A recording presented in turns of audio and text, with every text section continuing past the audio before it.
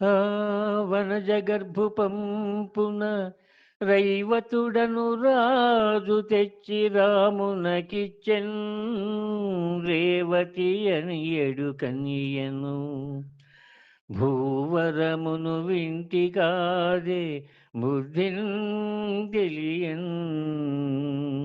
ఓ పరీక్షిన్ మహారాజా, మునుపు బ్రహ్మదేవుడి యొక్క ఆజ్ఞతో రైవతుడు అనేటటువంటి మహారాజు తన కూతురైనటువంటి రేవతి అనే కన్యకను బలరాముడికి ఇచ్చి వివాహం చేశాడు. ఆ వృత్తాంతాన్నంతా కూడా వివరంగా విన్నావు కదా. ఖగనాథుండమరేంద్రు గెల్చి సుధమున్ గైకొన్న చందంబునన్ జగతీనాథుల చైజ పక్షచరులన్ సాళ్వాదులన్ గెల్చి భద్రగుడై చక్రివరించే భీష్మకసుతన్ రాజీవ గంధిన్ రమా భగవచ్చంశ భవన్ మహాగుణమణిన్ బాలామణిన్ రుక్మిణిన్.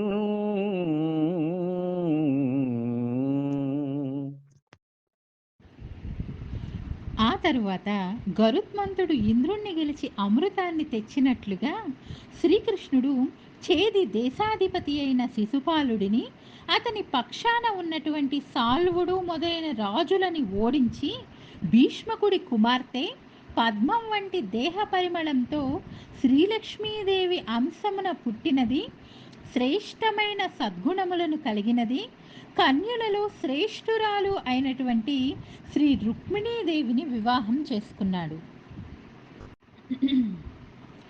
ఆ మాటలు విన్న పరీక్షిన్ మహారాజు ఈ విధంగా అడుగుతూ ఉన్నాడు: ఓ మహాత్మా, రాక్షస వివాహమునందు రుక్మిణీదేవిని హరి తీసుకువెళ్ళాడు అని నీవు చెప్పావు కదా. కృష్ణుడు ఒక్కడే ఏ విధంగా సాల్వుడు మొదలైన వారిని జయించి తన పురానికి రుక్మిణీదేవిని తీసుకువెళ్ళాడు?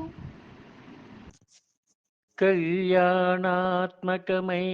విష్ణు కథలు ఆకర్ణించుచున్ ముక్త వైకల్యుండెవ్వడు తృప్తుడౌనవి వినంగా క్రొత్తలౌచుండు సాకల్యం వేర్పడ భూసురోత్తమ ఎరుంగన్ పల్కవే రుక్మిణీ కళ్యాణంబు వినంగ నాకు మదిలో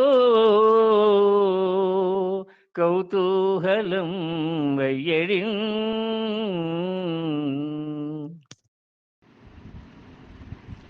ఇంకా పరీక్షిన్ మహారాజు సుఖమునీంద్రుడితో ఈ విధంగా అంటూ ఉన్నాడు: ఓ బ్రాహ్మణోత్తమ, కళ్యాణాత్మకమైన శ్రీ విష్ణుమూర్తి యొక్క కథలను వింటూ ఉంటే ముక్తిని పొందగోరే వారెవ్వరూ కూడా తృప్తిని పొందరు.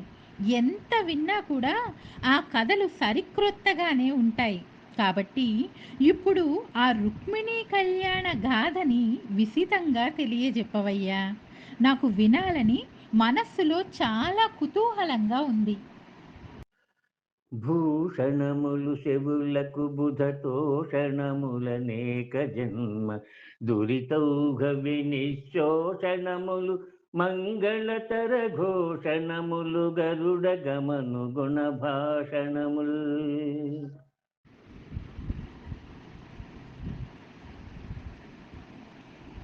శ్రీ విష్ణువు దివ్య గుణాలను తెలిపేటటువంటి మాటలు వినేవారి చెవులకు ఆభరణాలు వంటివి.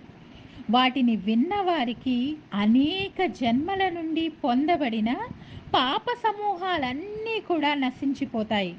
మిక్కిలి శుభకరములైన ఆ పలుకులు విఘ్నులకి ఆనందదాయకములు అని రాజు అడగగా సుఖ మహర్షి ఈ విధంగా చెబుతూ ఉన్నాడు: వినుము విదర్భదేశమున వీరుడు కుండిన భర్త భీష్మకుండనునొక దొడ్డరాజు గలడు. అతనికేవురు పుత్రులు అగ్రజుండనయుండు రుక్మిణాబరగున్ అందరకు కడగొట్టు చెల్లెలై మనుజవరేణ్య పుట్టెనొక మానిని రుక్మిణి నా ప్రసిద్ధయై. ఓ పరీక్షన్ మహారాజా, చెబుతాను విను. విదర్భ దేశంలో భీష్మకుడు అనే మహారాజు ఉన్నాడు. ఆయన గొప్ప వీరుడు. అతడు కుండిన నగరాన్ని రాజధానిగా చేసుకుని పరిపాలిస్తూ ఉన్నాడు. ఆయనకి 5 పుత్రులు, 1 పుత్రిక. ఆ 5 పుత్రుల్లో పెద్దవాడైనటువంటి రుక్మి నీతి లేనివాడు. ఇక ఆఖరిది చిన్నది రుక్మిణి అనే పేరుతో ప్రసిద్ధి చెందింది. బాలేందురేఖడోచిన లాలితయగుణ పరదిక్కులాగున ధరణి పాడుని గేహము మెరసిన్ బాలిక జన్మించి ఎదుగ భాసురమగుచున్.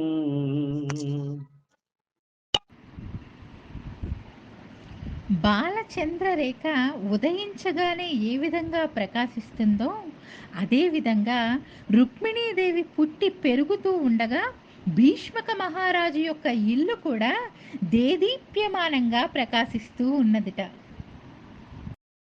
తన తండ్రి గేహమునకు తనుదెంచుచునున్న అతిథి జనుల వలనన్ కృష్ణుని రూపబల గుణాదులు విని కృష్ణుడు తనకు తగిన విభుడని తలచెన్. రుక్మి, రుక్మరథ, రుక్మబాహు, రుక్మకేశ, రుక్మనేత్రులనే పేరుగల 5 చెల్లెలైనటువంటి రుక్మిణీదేవి తమ ఇంటికి వచ్చే అతిథులైన వారు చెప్పగా శ్రీకృష్ణుడి యొక్క రూప బల గుణాదులు విని అతడే తనకి తగిన వరుడు అని మనస్సులో నిశ్చయించుకుంది. లలన రూపు బుద్ధియు శీలము లక్షణము గుణము చింతించి తగన్ బాలారత్నముండనకు ఇల్లాలుగా చేకొందుననుచు హరియుండలచిన్.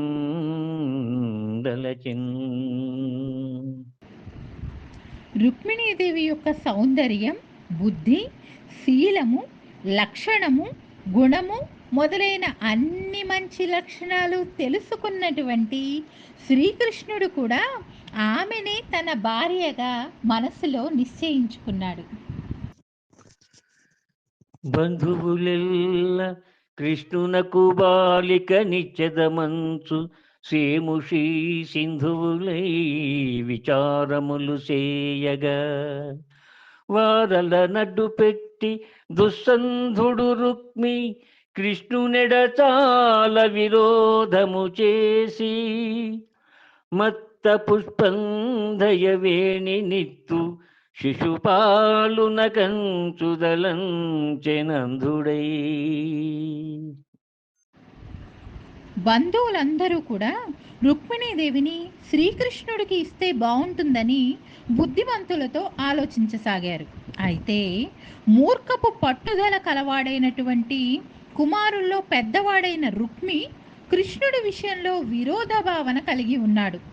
గండు తుమ్మెదల బారు వంటి నల్లని జడగల రుక్మిణిని శిశుపాలుడికి ఇవ్వాలి అని ఆలోచన చేయసాగాడు పెద్ద అన్నగారైనటువంటి రుక్మి. అన్నతలంపుతానెరిగి అన్నవనీర జగంధి లోననాపన్నతనుంది ఆప్తుడగు బ్రాహ్మణునొకని జీరి గర్వ సంచన్నుడు రుక్మి నేడు నను చేజునకి చెదనంచునున్నవాడు ఎన్ని విధంబులందని బుధేశ్వర చక్రికి వినవింపవే.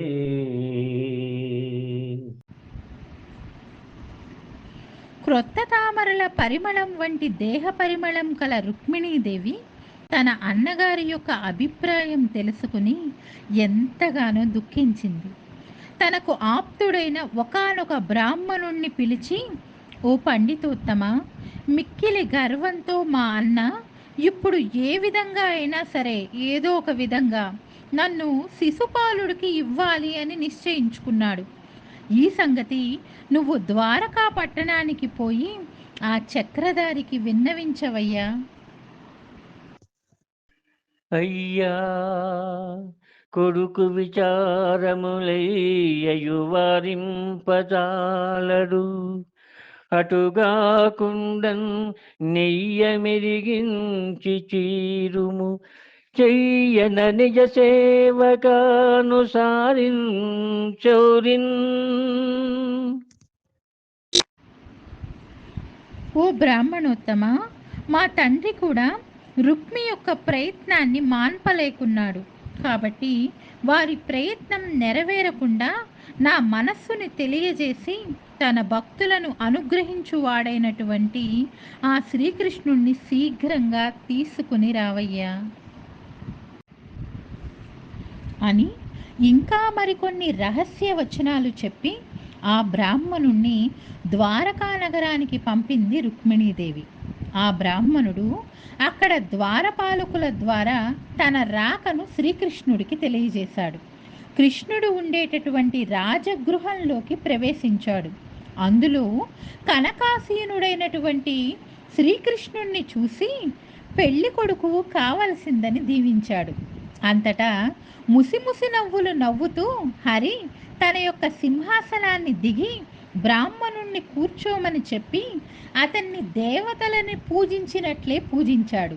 పిదప షడ్రుచులతో కూడినటువంటి కమ్మని భోజనం పెట్టించి ప్రియంతో నయంతో లోకరక్షణ ప్రశస్తంబైన హస్తంతో అతని అడుగులను ఒత్తుతూ ఈ విధంగా అన్నాడు.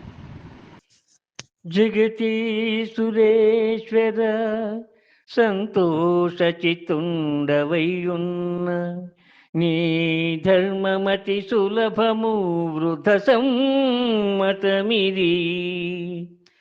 విత్తమేయది అయిన ప్రాపింపహర్షించు బ్రాహ్మణుండు తన ధర్మమున నుండు తరలడా ధర్మంబు కోరికలతనికి గురియుచుండు. సంతోషిగాడే నిశక్రుడైన నశించు, నిర్ధనుండైనను నింద్రుబోలు సంతసించనేని. సర్వభూత సుహృత్తములకు ప్రాప్తలాభముదిత మానసులకు శాంతులకును సుజనులకును గర్వహీనులకును వినతులేనొనర్తు.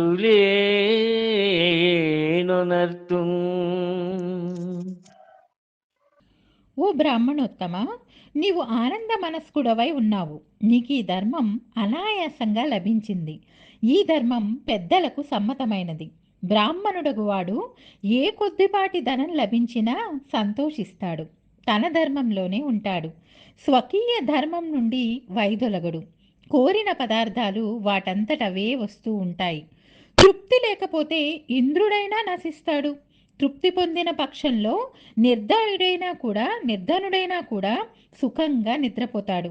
ఎల్ల ప్రాణుల యందు మైత్రి కలవారు, ప్రాప్తమైన దానితో సంతోషించేవారు, ఓర్పు కలవారు, శాంత స్వభావులు, సుజనులు, గర్వహీనులు, వీరందరికీ కూడా నేను ఎల్లప్పుడూ నమస్కరిస్తాను. యవ్వని దేశమందునికి యవ్వని చే కుశలంబు గల్గు మీకు. యవ్వని రాజ్యమందు ప్రజలెల్ల సుఖింతురువాడు మత్ప్రియుండు. యౌవన రాశి దుర్గమునకెట్లరుదించితివయ్య నీవు. లేనవ్వులుగావు నీ తలపు నంగల మేలొనరింతు ధీమడే. పండితోత్తమ, మీది ఏ దేశం? ఏ రాజు పాలనలో మీరుంటున్నారు? ఎవరి రాజ్యంలో ప్రజలందరూ సుఖంగా ఉంటారో అటువంటి రాజు నాకు ఇష్టుడు అవుతాడు. మీరు సముద్ర మధ్యంలో ఉన్న ఈ పట్టణానికి ఎలా వచ్చారు? ఎలా రాగలిగారు? నేను చెప్పేనవి హాస్యపు మాటలు కాదు. చెప్పండి. మీ మనస్సులో ఏ కోరిక ఉన్నా కూడా నేను ఆ కోరికను తప్పకుండా నెరవేరుస్తాను అని పలికి రుక్మిణీదేవి యొక్క సందేశాన్ని యథాతథంగా వినిపిస్తూ ఉన్నాడు ఆ బ్రాహ్మణోత్తముడు. ఆ సందేశం: ఏ నీ గుణములు కర్ణేంద్రియంబులు సోక దేహతాపంబులు తీరిపోవు. ఏ నీ శుభాకారమీక్షింప కన్నులకు అఖిలార్థలాభంబు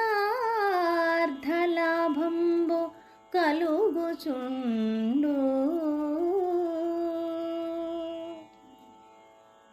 ఏ నీ చరణ సేవలే ప్రొద్దు చేసిన భువనోన్నతత్వంబు పొందగలుగు.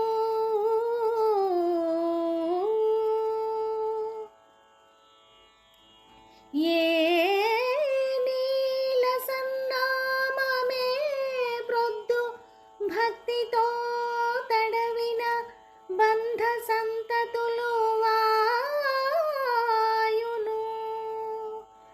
అట్టి నీయందు నా చిత్తమనవరతము నచ్చియున్నది నీ ఆననానలేదు. కరుణ జోడుము కంసారి ఖలవిదారి శ్రీయుతాకార మానిని చిత్తచోరా. ఆ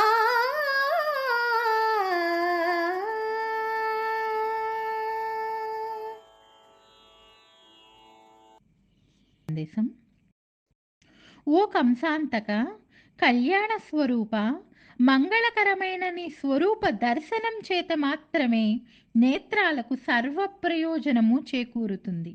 ఓ దుర్జన శిక్షక, నీ గుణములను వింటే చాలు, విన్నంత మాత్రం చేతనే సమస్త తాపాలు కూడా తొలగిపోతాయి. నీ పాదసేవ చేత మహోన్నత పదము లభిస్తుంది. నీ దివ్య నామాన్ని స్మరిస్తే చాలు, సంసార బంధాలన్నీ కూడా విడిపోతాయి. మానవతుల చిత్తాన్ని హరించే ఓ కృష్ణ, ఇటువంటి నీ యందు నా మనస్సు లగ్నమై ఉన్నది. నీ సాక్షిగా నిజం చెబుతున్నాను, నన్ను కరుణించవయ్యా. ధన్యున్ లోకమనోభిరామున్ కుల విద్యారూపతారుణ్య సౌజన్య శ్రీ బలదాన శౌర్య కరుణా సంశోభితున్. నిన్ను ఏ కన్యల్ గోరరు కోరదేమును రమాకాంతాలలామంబు రాజన్యానేక పసింహ నా వలననే జన్మించెనే మోహముల్.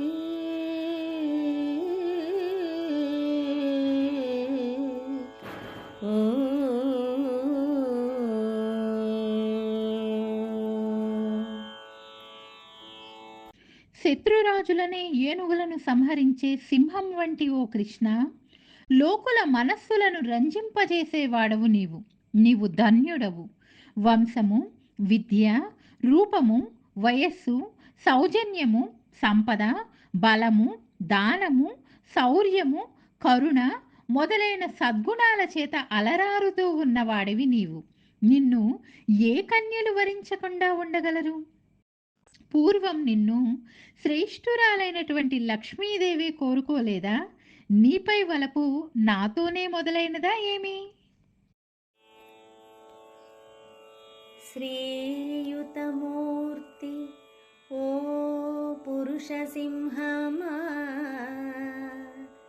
సింహము పాలి సొమ్ము గోమాయువు గోరు చందమున మత్తుడు చైద్యుడు నీ పదాంబుజధ్యాయిని అయిన నన్ను వడి తాగుని పోయెదనంచునున్నవాడు ఆధమాధముండెరుంగడు అద్భుతమైన భవత్ప్రతాపమున్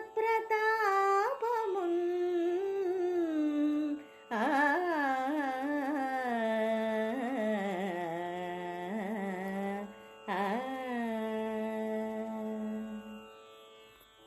వక్షస్థలమునందు శ్రీలక్ష్మిని ధరించినటువంటి ఓ పురుషశ్రేష్ఠుడా, సింహమునకు అర్హమైనటువంటి సొత్తును నక్క కోరుకున్నట్లుగా నీ పాదములను ధ్యానించుదానైనటువంటి నన్ను తీసుకుపోవాలని శిశుపాలుడు కోరుకుంటున్నాడు.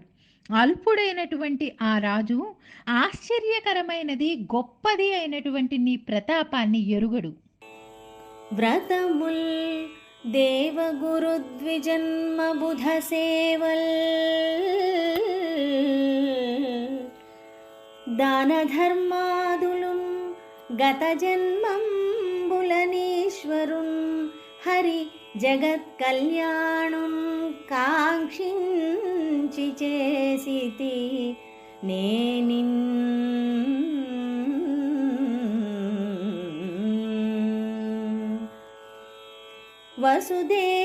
వసుదేవనందనుండు నా చిత్తేశుడౌగాక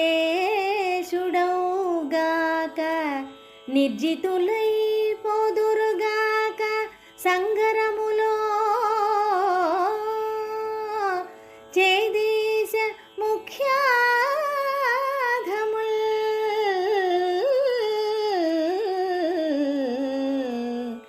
ఆ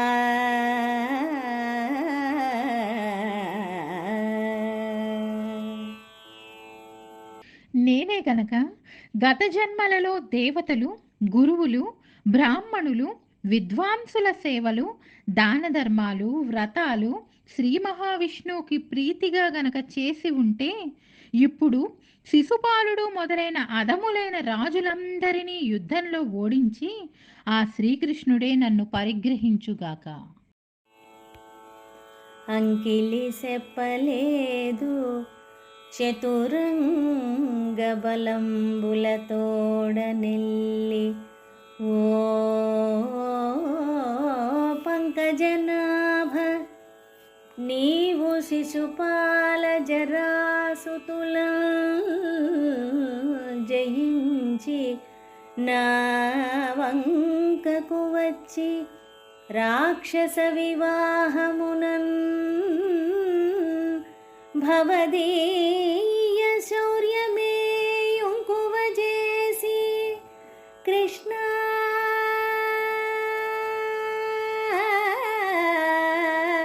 పురుషోత్తమ చేకొని పొమ్ము వచ్చేదా.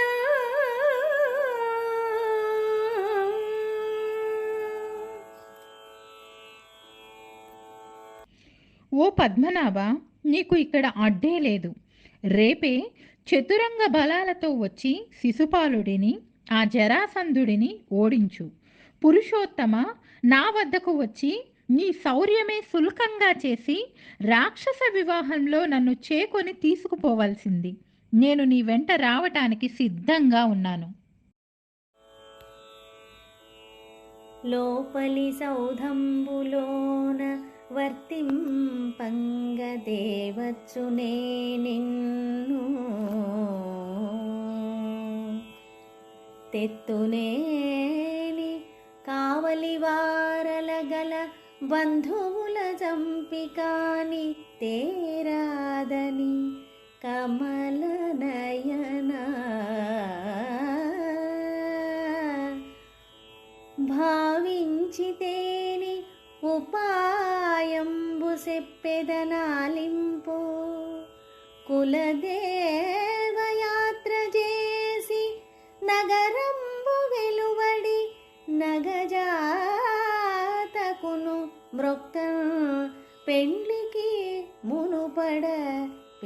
కూతూ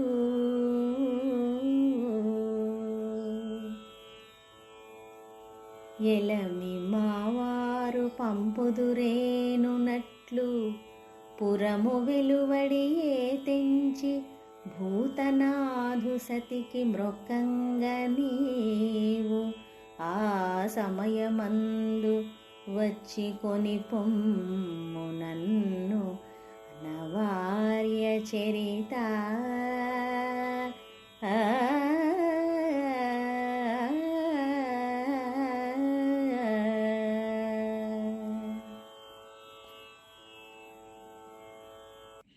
ఓ కృష్ణ, అంతఃపురంలో ఉండే నన్ను నీవు ఏ విధంగా తీసుకుపోవాలి? ఒకవేళ నన్ను తీసుకువెళ్ళాలంటే కావలి వారిని, బంధుజనాల్ని చంపాలి కదా అని భావిస్తావేమో నువ్వు. అలా అయితే దానికి ఒక ఉపాయం ఉంది, చెబుతా విను. మావారు పెళ్లికి ముందు ఇలవేల్పులకు జాతరలు చేసి నన్ను మ్రొక్కించటానికై పట్టణము వెలుపల ఉండే పార్వతీదేవి ఆలయానికి పంపుతారు.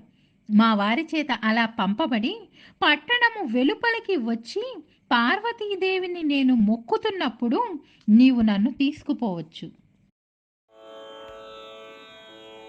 ఘనుల ఆత్మీయతమో నివృత్తి కొరకై గౌరీసు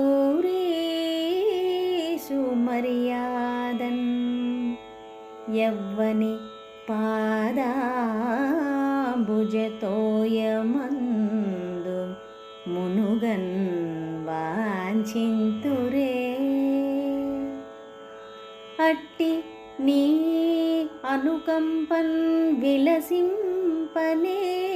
వ్రతచర్యన్ నూరు జన్మంబులన్ నిను చింతించుచు ప్రాణముల్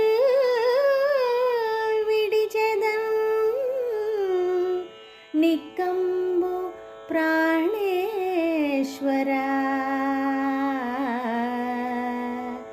నిక్కంబు ప్రాణేశ్వరా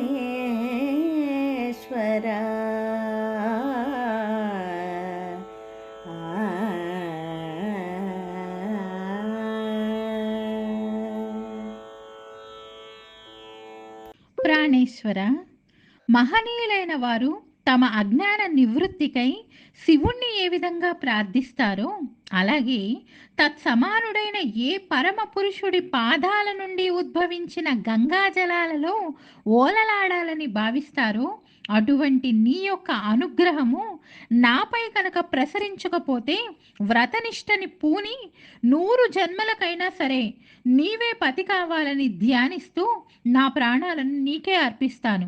ఇది ముమ్మాటికి నిజము. ప్రాణేశ నీ మంజు భాషలు వినలేని కర్ణరంధ్రంబుల కలిమేల పురుషరత్నమా నీవు భోగింపగాలేని తనులత వలని సౌందర్యమేలా భువన మోహన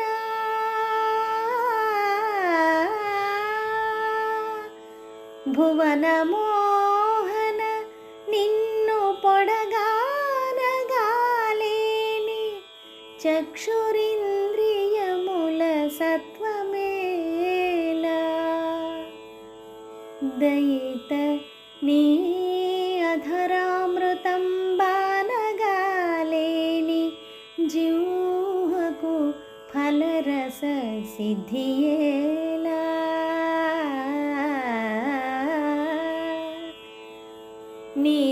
నీరజాతనయన నీవనమాలికా గంధమబ్బలేని ఘ్రాణమేలా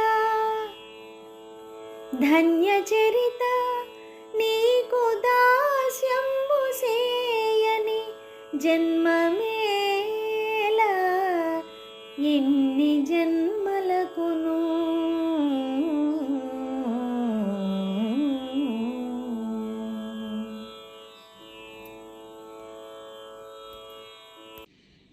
ప్రాణేశ్వర, నీ మంజుల భాషణములు వినలేనప్పుడు నా చెవుల వలన ప్రయోజనం లేదు నాకు. ఓ పురుషోత్తమ, నీ మంగళ స్వరూపాన్ని చూడని కన్నులు నిష్ప్రయోజకాలు. నీ నామాన్ని స్మరించని జిహ్వ వృధా. నీవు ధరించిన వనమాలికా సౌరభం ఆఘ్రాణించలేని నా ఈ నాసిక ఎందుకు? నీ పాదసేవకు ఉపకరించని జన్మమెందుకు? ఓ ధన్యచరిత, ఇన్ని మాటలెందుకు? నీతో కలిసి జీవించలేని జీవితం వృధా. ఇదే నా నిశ్చిత అభిప్రాయము.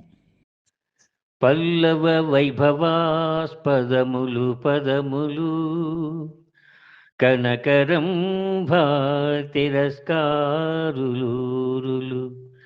అరుణ ప్రభా మనోహరములు కరములు కంబు సౌందర్య మంగళముగళము మహిత భావాభావ మధ్యంబు మధ్యంబు చక్షురుత్సవదాయి తనుదోయి పరిహసితార్థేందు పటలంబు నిటలంబు చితమత్త మధుకర శ్రేణివేణి భావజాశుగముల ప్రాపులు చూపులు కుసుమ శరుని వింటి కొమలు బొమలు చిత్తతోషణములు చెలువ భాషణములు జలజనయన ముఖము చంద్రసఖము. ఆ బ్రాహ్మణోత్తముడు రుక్మిణీదేవిని వర్ణిస్తూ శ్రీకృష్ణుడితో ఈ విధంగా చెబుతూ ఉన్నాడు. ఓ కృష్ణ, ఆ రుక్మిణీదేవి యొక్క పాదముల యొక్క కాంతి చిగురుటాకుల కాంతిని మించి ఉంటుంది. చేతులు కొంచెం ఎర్రగా ఉండి ఆ కాంతి చేత మిక్కిలి మనోజ్ఞంగా ఉంటాయి. కంఠము శంఖము వలె మంగళప్రదంగా అందంగా ఉంటుంది. నడుము సన్నగా ఉండి అసలు ఉన్నదా లేదా అన్నట్లుగా ఉంటుంది. నొసలు అర్ధచంద్రుణ్ణి ఎగతాళి చేస్తున్నట్లుగా ఉంటాయి.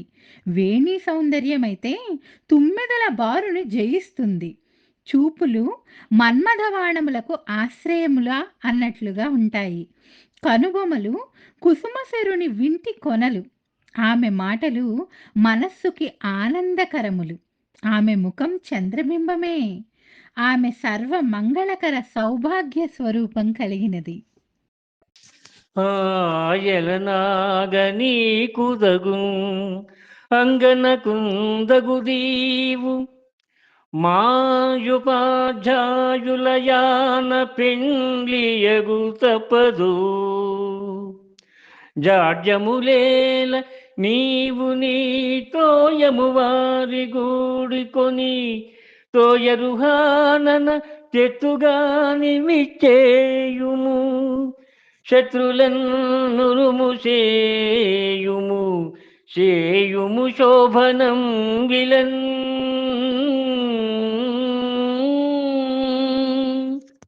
బ్రాహ్మణోత్తముడు ఇంకా శ్రీకృష్ణుడితో ఈ విధంగా అంటూ ఉన్నాడు.